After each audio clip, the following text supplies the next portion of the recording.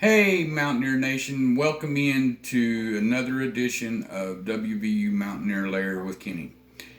Hey guys, I want to start off my show by saying I don't think it's right for people to think that West Virginia has to settle for mediocrity because that is not our standard. We have had standards in the past that has made our college great. And so, in order to get back to that greatness, we got to get rid of the mediocre coaches. So, if we don't get rid of a mediocre coach, how do we expect to ever win a national championship? Sitting here waiting for a coach to do what we want them to do, which is win. What if that never happens? Then what? How long is that going to set our college back? I'm tired of all this.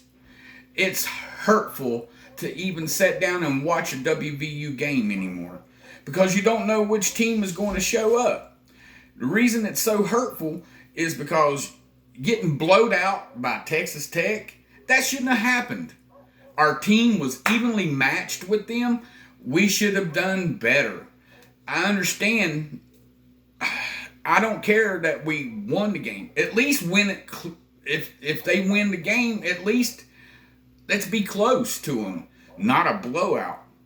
So my prediction for this TCU game, West Virginia, I hope that we win, but I don't see it.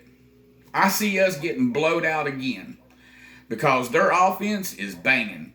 So we need to get our heads in the game and quit thinking about all this other stuff. Leave all that other stuff behind you. Focus on what's now and in the game and present. So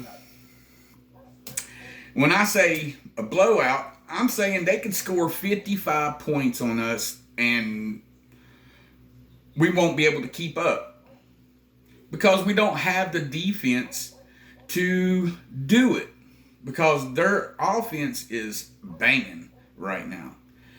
Look, this could be a hiccup for them. I'm not saying that they can't lose. They could come in and have a bad game like we've had, 4 losses?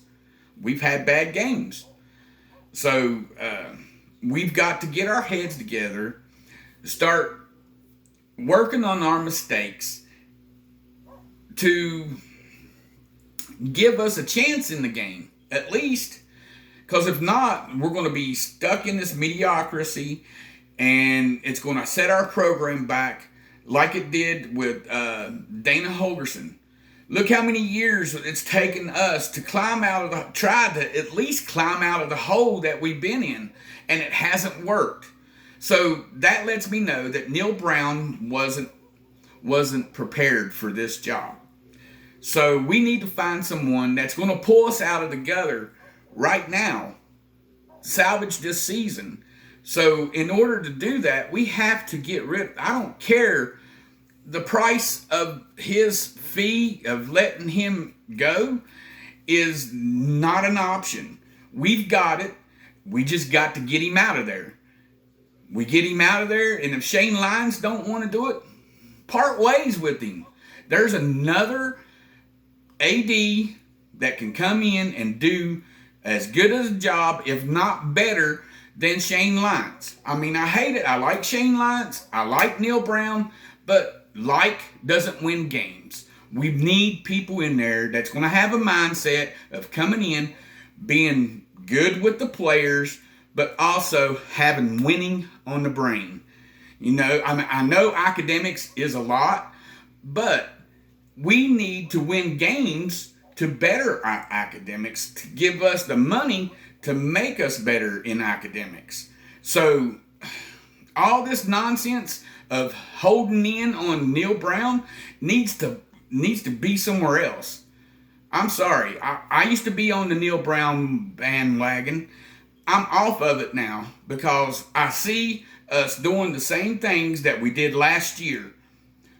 losing close games that we shouldn't have, and losing big games when we shouldn't have, like Texas Tech.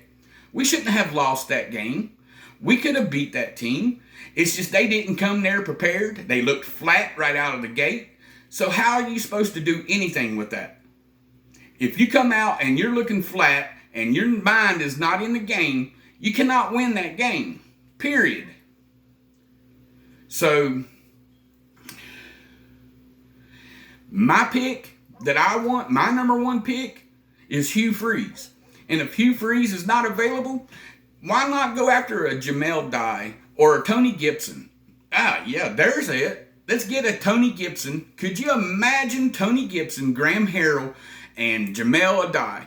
Because Tony Gibson can bring Jamel Dye in because he was coaching with Tony Gibson on the defense. And look at that defense when Tony Gibson and Jamel Dye were together.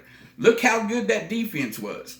It was one of the best defenses we ever had at WVU. So why not take that chance and go after them and get rid of the ones that don't want to follow suit?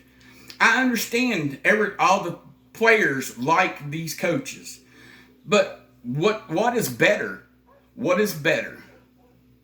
Having coaches that you know can develop the players a lot better, or having a coach there that just likes players and just lets them come in and just has no accountability?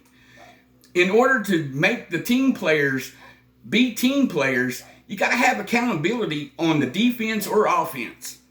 And if you don't have that, you don't have a team. Period.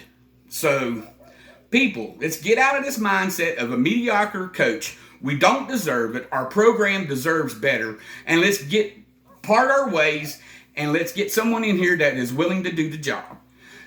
Thank you, Mountaineer Nation. I love each and every one of you. Thank you for all my supporters. And I'm sorry I haven't been on here for a while. It's because of my data. I have data issues. So this could be my last video until I get something else worked out. So please bear with me. I will start coming on and making more videos once I get more data to come in. All right. Thank you. Have a nice evening. And let's go Mountaineers.